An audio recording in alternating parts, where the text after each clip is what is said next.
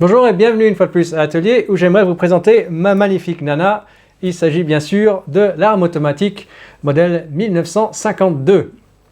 Donc avant de plonger dans les détails techniques, on va juste un peu repasser l'histoire de son développement. Alors on commence avant la Première Guerre mondiale où la France se trouve, comme beaucoup de pays d'ailleurs, avec une multitude d'armes automatiques pour différents rôles. Donc il y a des fusils mitrailleurs comme celui-ci, le FM 24-29.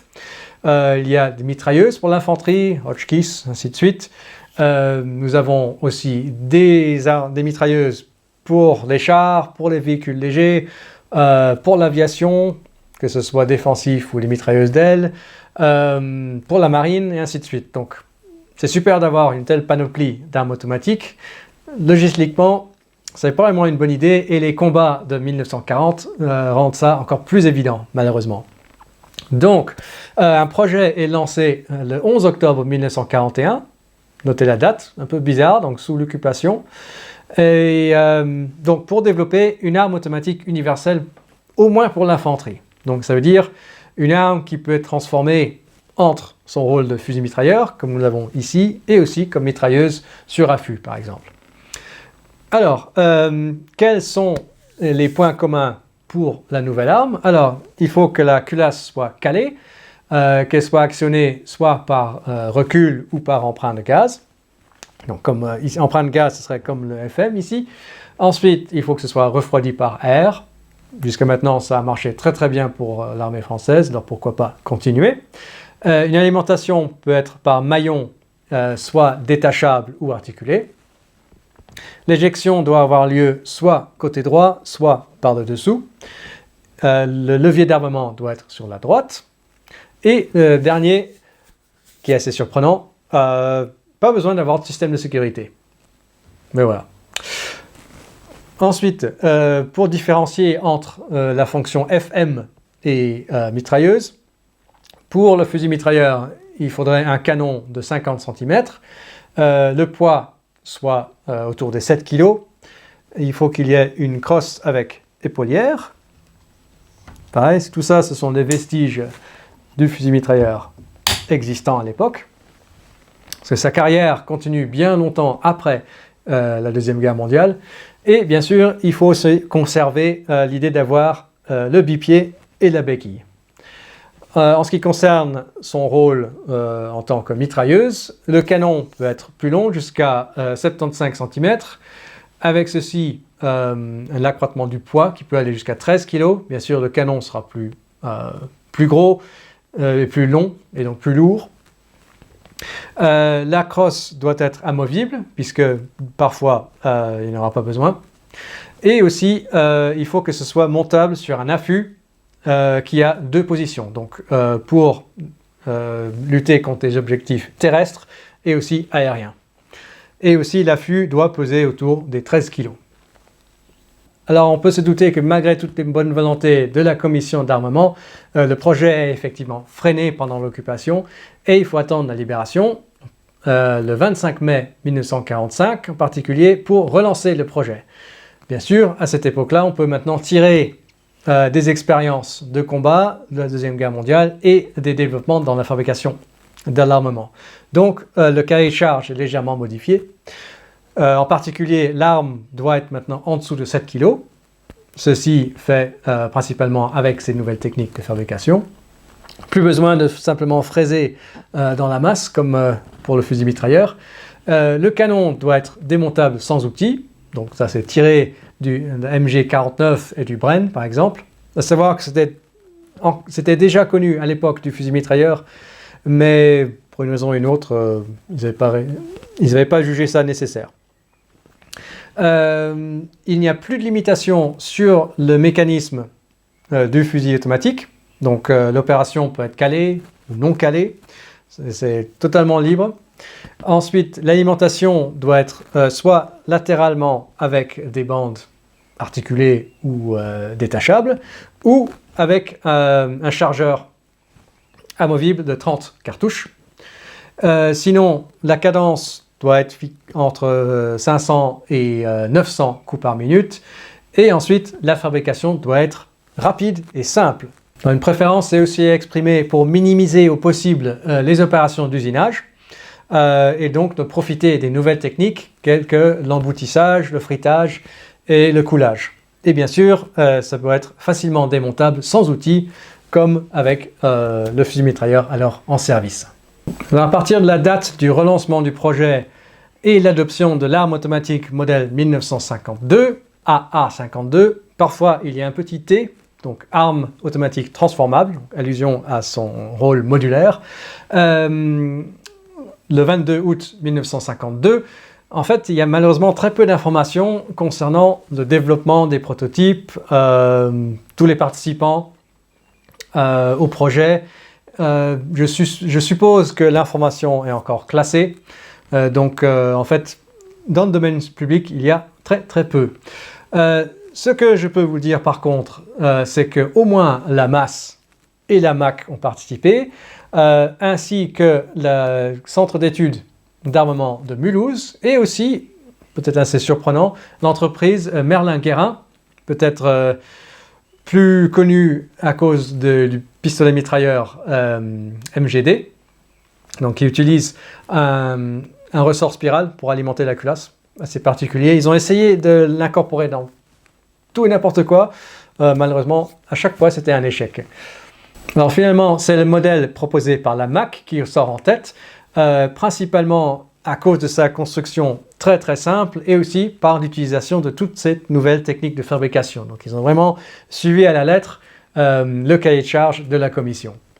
Alors peut-être la caractéristique la plus surprenante, c'est l'utilisation d'une culasse non calée à retardement par levier. Alors, si vous ne connaissez pas ce système d'opération, j'ai une vidéo dédiée à la physique derrière ce mécanisme, qui est bien sûr aussi employé dans le FAMAS. Donc j'ai mis un lien en fin de cette vidéo, si vous êtes vraiment intéressé sur le pourquoi et comment du fonctionnement de ce type de culasse. Alors il faut savoir que la MAC n'a pas incorporé ce système de retardement exclusivement à partir de l'AA52. En fait, déjà lors du programme pour le pistolet mitrailleur, ils avaient déjà incorporé le système dans leur prototype à partir de 1947. Et peut-être ce qui est encore plus surprenant, c'est que le mécanisme en particulier utilisé ici fut breveté avant la date, était déjà dans le domaine public, ce qui est assez rare dans le développement de l'armement français, qui est normalement assez clandestin. Ceci dit, je suis sûr que l'inventeur n'a récupéré aucun centime. Donc, voilà tout ce que je peux vous proposer sur l'histoire. Voyons maintenant l'arme de plus près. Alors, comme il s'agit d'une arme relativement longue, je suggère qu'on commence à la bouche et ensuite on va progresser en direction de la crosse en identifiant des caractéristiques importantes. Alors commençons par le cache-flamme ici au début. Donc il s'agit du premier modèle, simplement un élément tubulaire. Plus tard apparaissent des modèles plus classiques avec des ouvertures radiales. Derrière nous avons un bipied qui est en fait encore celui du FM 24-29, donc non démontable, au moins sans outil, mais ça donne quand même une bonne liberté de mouvement et on peut aussi rapidement le replier le long du canon. En ce qui concerne le guidon, donc il est escamotable. Pour ajuster la dérive, il faut simplement dévisser un peu cette vis ici, puis ensuite on peut faire coulisser la partie supérieure. Donc le profil de cette pièce rappelle fortement les guidons des fusils Berthier, donc un profil rectangulaire pour une prise de visée rapide, mais si on veut une visée plus fine, on peut utiliser donc le cran sur la partie supérieure. Là, la creusure normalement devrait être remplie d'une pastille lumineuse et sans doute honnêtement à l'époque aussi radioactive, donc là heureusement elle n'est plus présente. Alors il faut noter que la finition du canon n'est pas top, on voit clairement les traces du passage de l'outil autour, mais bon, ça n'a aucune influence sur la fonctionnalité ni la précision du canon. Sans doute qu'ils ont pensé à l'époque. Là, nous avons un anneau pour la sangle, en tôle emboutie tout simplement. Là, sur la partie supérieure, quelques informations importantes. Donc, il s'agit d'un canon de fusil mitrailleur, FM, 52, et aussi le calibre est 7.5, donc ce n'est pas un canon en 7.62 de ANF1. Et bien sûr, il était impossible de monter le canon d'un calibre sur le boîtier de l'autre. Alors en ce qui concerne la poignée de transport, c'est simplement un élément coulé, je ne pense pas que c'est en fonte quand même, mais en acier, et on voit encore des traces du moule. Donc le minimum nécessaire. Et puis j'apprécie quand même la petite poignée en bois. Alors le reste du canon est enfui dans le boîtier, mais là j'ai besoin de 2 mains. Alors, pour libérer le canon, il s'agit simplement d'appuyer sur ce bouton poussoir ici vers l'arrière. Malheureusement, le ressort est assez puissant, ce qui est normal, et aussi les rebords du bouton sont tranchants. Donc en fait, dans la notice d'instruction, il est explicitement indiqué d'utiliser la pointe d'une cartouche. Il y a même une petite enture ici pour guider la pointe. Plus tard, il y a un modèle avec un poussoir vertical, donc avec un petit levier à la place. Et je pense qu'il y avait assez de plaintes de soldats avec des pouces meurtris pour que ça, il change ça. Donc il faut appuyer ça vers l'arrière. Et ensuite tourner le canon dans un sens horaire.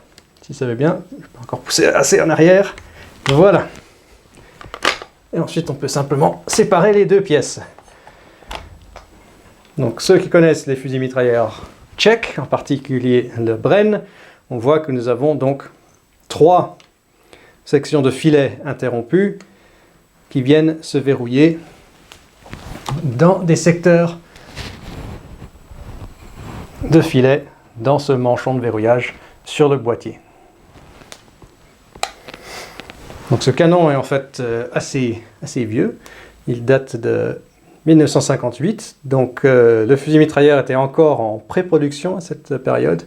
Il est en fait sorti pour les troupes à partir de 1959, mais il est encore en bonne condition, les rayures sont encore en bon état.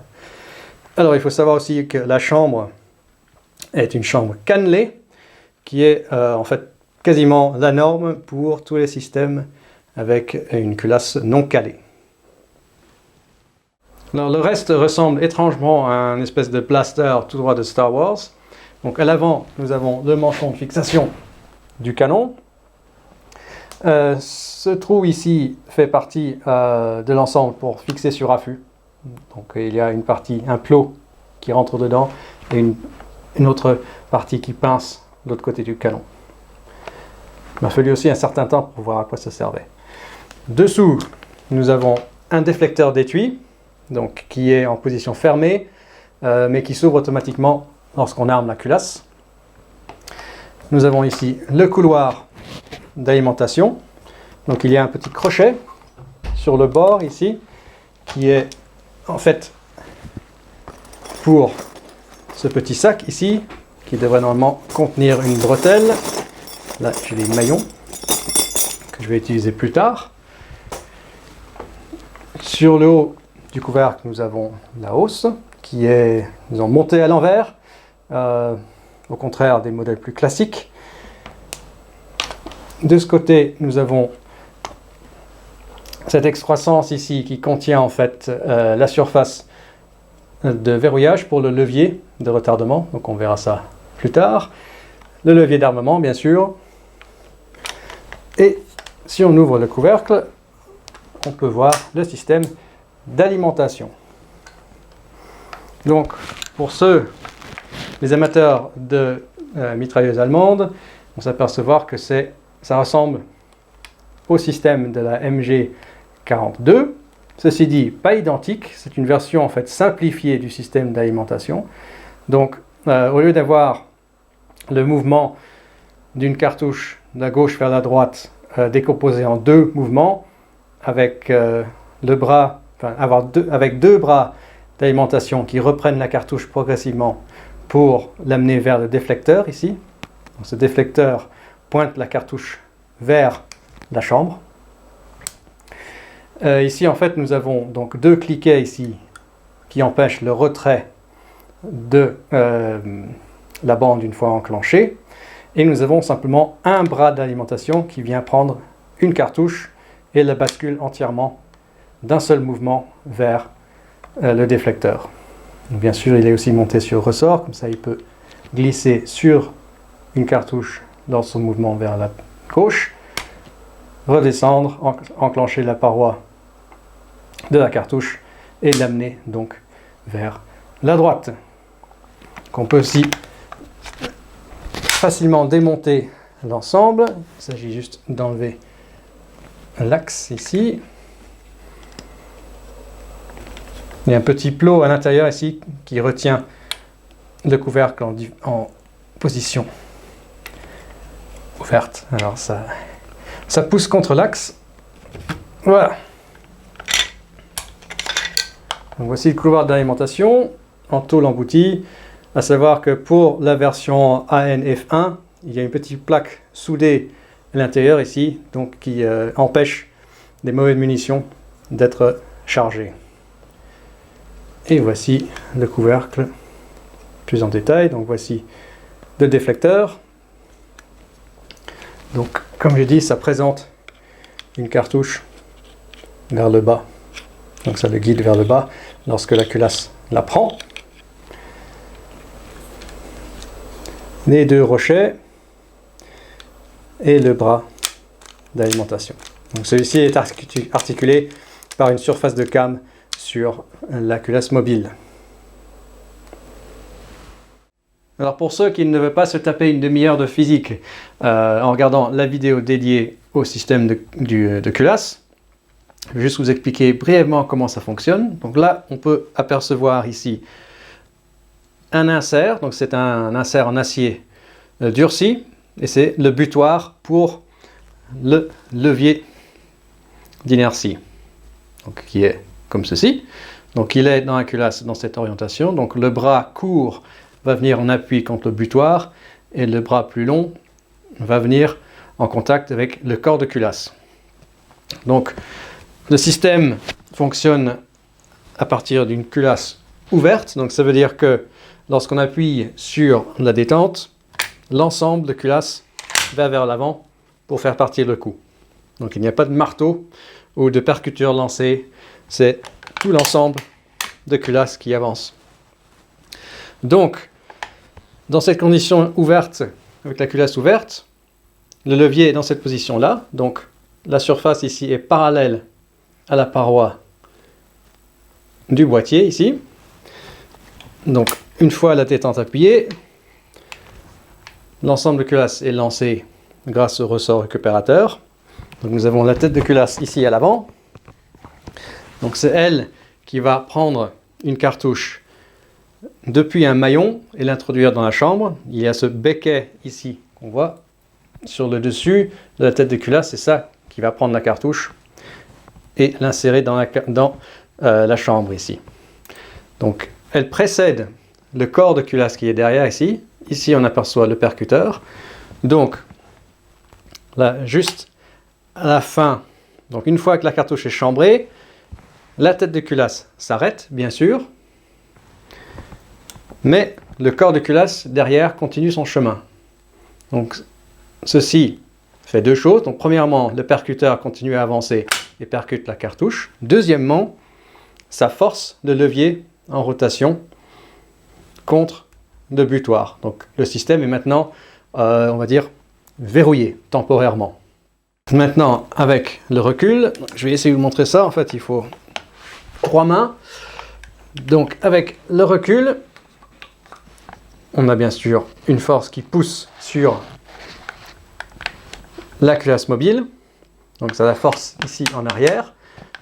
Ce mouvement en arrière cause la rotation du levier, puisqu'il est en appui contre le butoir ici. Et donc comme nous avons un petit levier d'un côté et un grand levier de l'autre, le grand levier va faire un mouvement plus grand contre le corps de culasse ici, qui lui pèse 400 grammes de plus que la tête de culasse. Donc nous avons un plus grand mouvement vers l'arrière du corps comparé à la tête de culasse. Et donc c'est ça qui retarde l'ouverture de la culasse. Et puisqu'il y a ce retard, ça permet à la pression dans la chambre de réduire à un niveau où on peut ensuite éjecter la cartouche, qui vraiment passerait ici par le bas. Alors, jetons un œil maintenant sur la poignée et le groupe de détente. Donc, celle-ci est quasiment identique à celle d'une MG42.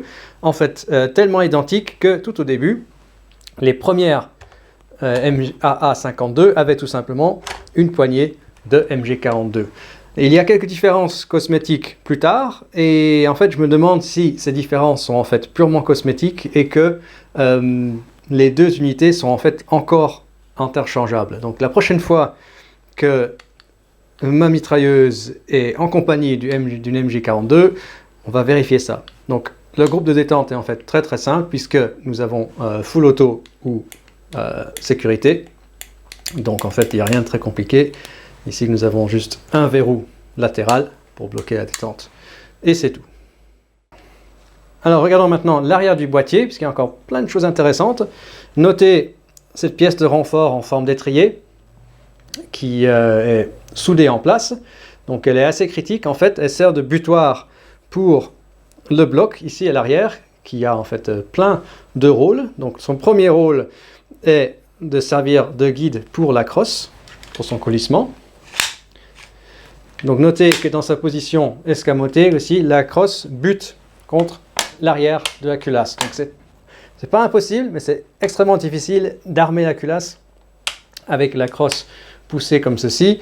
Et à mon avis, c'était aussi fait exprès pour éviter d'armer accidentellement l'arme. Par exemple, si on attrapait une sangle sur le levier ici, on pourrait emporter la culasse avec soi. Et une fois qu'on a lâché, eh bien en fait ça pourrait accidentellement armer et faire partir un coup. Donc pour utiliser l'arme, il faut en fait tirer la crosse complètement vers l'arrière, en mode fusil mitrailleur par exemple. La crosse est maintenue par deux tenons, un de chaque côté, et on peut les déverrouiller avec ce levier ici. Donc on peut bien sûr aussi enlever la crosse complètement, si ça veut bien. Voilà. Et là aussi, c'est encore de la tôle soudée avec l'épaulière. Donc voici le bloc. Nous avons, en plus de ces surfaces de guide ici, nous avons un trou ici en bas. Donc celui-ci est pour la béquille. Donc elle peut être insérée dedans, elle est verrouillée en place et on a un petit bouton pour la libérer à nouveau. Donc celle-ci est, on va dire, quasiment identique à celle du FM2429, sauf que maintenant nous avons une version, disons, un peu plus industrielle que artisanale, mais fonctionnellement identique. Donc on peut ajuster la longueur et fixer une longueur voulue avec cette vis. Donc maintenant on va démonter le bloc ici à l'arrière pour vous montrer une autre chose, enfin, plusieurs choses encore. Donc cette clavette ici est vissée, aussi un vestige du FM2429. Donc comme vous voyez, il veut sauter vers le haut parce qu'en fait il y a le ressort récupérateur et son guide qui appuie contre. Donc il s'imbrique ici dans cette petite cavité là. Et nous avons en fait une surface de verrouillage ici qui vient embuter à l'intérieur de l'étrier ici. Et donc cette surface et la clavette sont des deux éléments qui retiennent le bloc arrière ici en position. Et ce bloc est la seule chose qui empêche la culasse de vous voler dans la figure. Donc pièce critique. J'ai le dessin d'usinage de cette pièce et c'est incroyablement complexe. Il y a des entures partout, des angles respectés, des tolérances. C'est une des pièces les plus complexes de la mitrailleuse. Il faut noter aussi que même une fois complètement verrouillé, il y a quand même pas mal de jeux, mais je suis assuré par les anciens combattants que c'est complètement normal et que même celle-ci semble être assez bien ajustée. Ça fait peur quand même. Alors maintenant, on peut facilement apprécier la construction du boîtier. Donc il s'agit en fait de deux pièces, deux coques en tôle emboutie qui sont ensuite soudées l'une à l'autre. On voit ici. Et là où ce n'est pas absolument nécessaire, la soudure est simplement laissée à l'état brut. C'est seulement ici, par exemple, où ça a été rattrapé. Donc maintenant, on peut regarder la culasse. Donc je vais l'enlever en tirant sur le levier d'armement. Donc celui-ci est indépendant de la culasse. Ça veut dire qu'il ne chemine pas avec la culasse. En fait, une fois qu'on a armé, on le repousse vers l'avant. Et nous avons même une petite détente à billes ici pour assurer qu'elle reste en position avancée. Alors, on sort maintenant la culasse qui est énorme et tout à fait normal pour ces armes à retardement de culasse. Donc là, on peut s'apercevoir qu'il y a le percuteur. Il est bien sûr exposé, mais l'avantage c'est qu'en fait c'est facile à remplacer. Donc il faut juste le sortir et insérer un nouveau percuteur et tout rejouer. Donc il faut savoir que pour les AA52, donc en 7.5, ils ont une pointe affûtée, et pour ceux en 7.62, ils ont une pointe arrondie. Je ne sais pas pourquoi, il a fallu distinguer entre les deux. Ensuite, donc on va séparer les deux éléments. Donc voici la tête de culasse, donc qui sert de pivot pour le levier, que voici. Et devant, nous avons l'extracteur, ici. L'éjection est assurée par le dessous du couloir d'alimentation, par ces deux surfaces ici.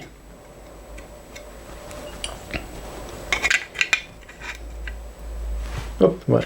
Donc ça, quand ça chemine en arrière, hop, ça éjecte vers le bas.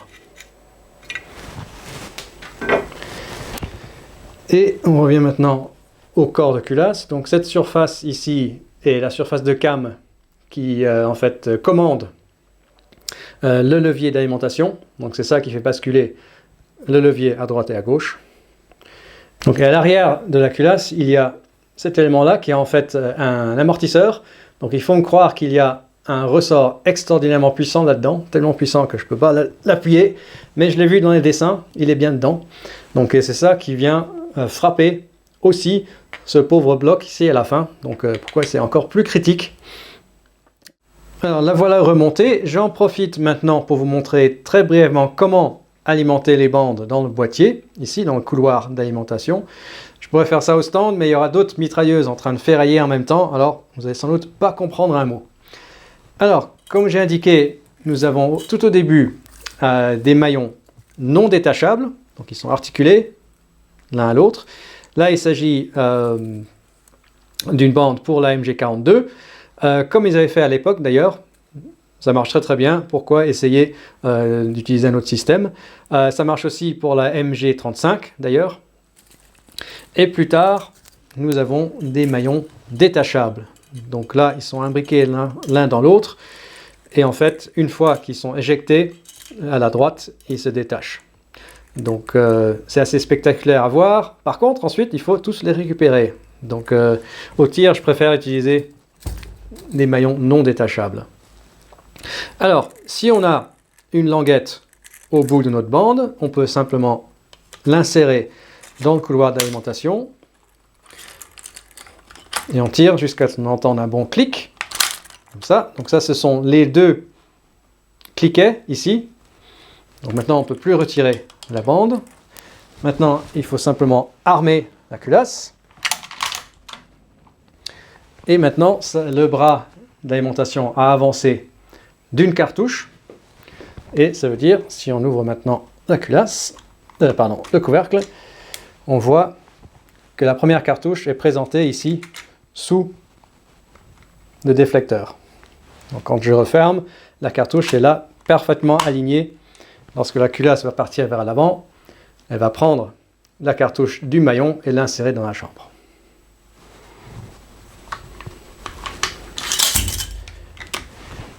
Si on n'a pas de languette, il n'y a pas de problème. Pareil, dans la notice d'instruction, ils disent tout simplement d'enlever deux cartouches. Ensuite d'insérer, donc ouvrir le couvercle avec la culasse à l'arrière, armée, insérer jusqu'à ce qu'on puisse accrocher le maillon à l'extrémité ici sur le bord du couloir d'alimentation et fermer le couvercle. Et tout rejouer, on peut ensuite appuyer sur la détente. Donc assez astucieux. Donc, juste avant d'aller au stand, je voulais en profiter pour vous montrer ici la petite boîte de pièces détachées, standard. Donc là nous avons les outils nécessaires, donc chasse-goupille, un outil pour démonter l'extracteur, ensuite une clavette pour le bloc arrière, genre de choses qu'on va perdre dans les herbes hautes, aussi une clavette pour l'ensemble poignée détente, un levier d'inertie, 4 percuteurs, à l'occasion je crois que normalement il devrait y en avoir 2, mais là j'en ai 4, super, mieux en avoir plus que pas assez. Et ensuite nous avons l'extracteur, son piston et puis des ressorts. Bon, maintenant je crois que je vais aller prendre une petite douche et ensuite direction le stand.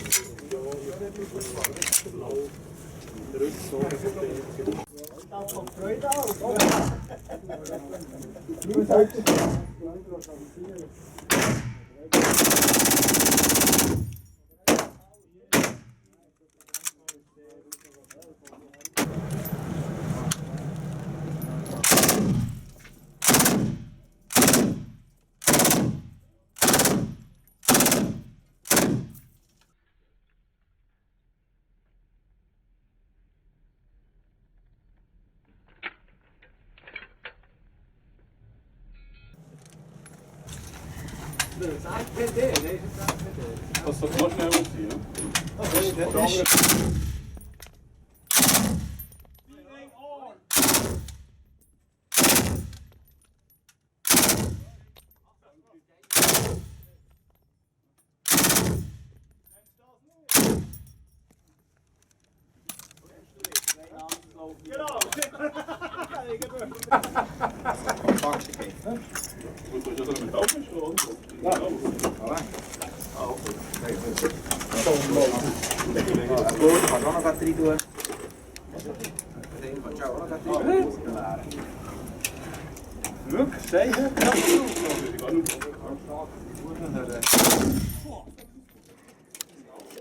Ow!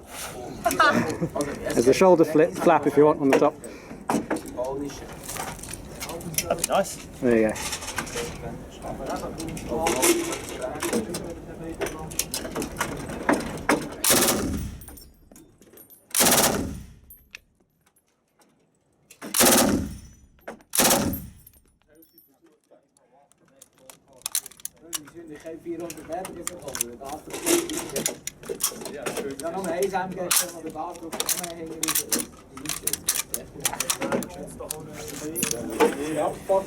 Interesting. I'm not sure I like it. Regardez-moi cette crasse. Non, honnêtement, c'est pas si mal que ça. Je m'attendais à plus, surtout pour un système non calé et avec une chambre cannelée. Intéressant, c'est le couloir d'alimentation. On voit que là, il est bien plaqué avec du laiton. Et puis on voit aussi les traces des pointes des balles ici, de cuivre qui est déposé là. Il va falloir que je gratte. Alors, il y en aura sans doute qui ont hurlé à l'écran disant que j'ai oublié tout le temps de remettre le levier d'armement vers l'avant. Désolé, vous avez entièrement raison. J'avais tellement hâte de tirer que j'ai oublié. Mais j'ai bien sûr aussi la corvée de nettoyage, donc je suis puni. Alors en ce qui concerne le tir, je dois dire que je comprends maintenant tout à fait la nostalgie qui entoure cette mitrailleuse. Donc la cadence pour moi est parfaite, bien sûr. Elle est supérieure au FM 24-29, mais pas non plus ridicule au niveau de la MG42. Donc on peut la tirer sans combiner avec une visite au kiné après. Et le recul aussi est tout à fait contrôlable et c'est très linéaire, donc ça revient tout de suite tout droit dans l'épaule. Et en rafale, c'est extrêmement contrôlable et même avec des rafales un peu plus longues, on peut garder une visée assez nette. Je l'ai aussi testé à partir de la hanche. Je ne sais pas si c'était vraiment utilisé comme ça. Peut-être qu'il y a des anciens soldats qui vont, enfin j'espère, qui ont regardé et qui pourront confirmer ou pas si c'était vraiment utilisé de cette façon. En tout cas, c'est dans le guide technique qu'on peut utiliser ça pour le tir marchand.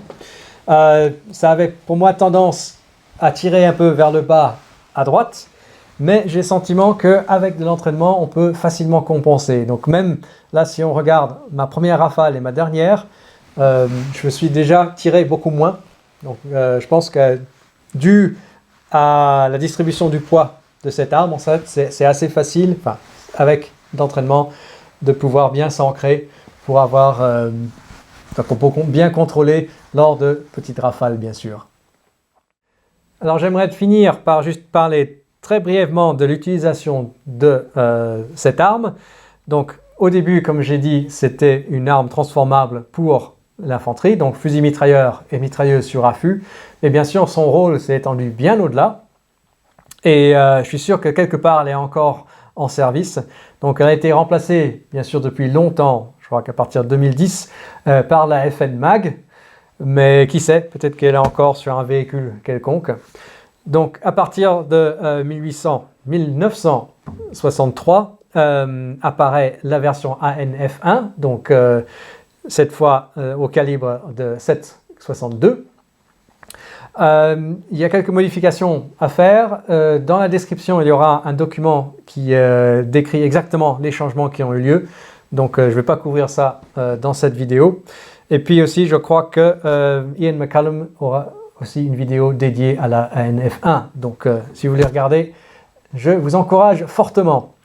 Donc, comme on a dit, à l'origine, c'était pour l'infanterie, mais on la retrouve ensuite sur les chars, sur les jeeps, les autres véhicules légers.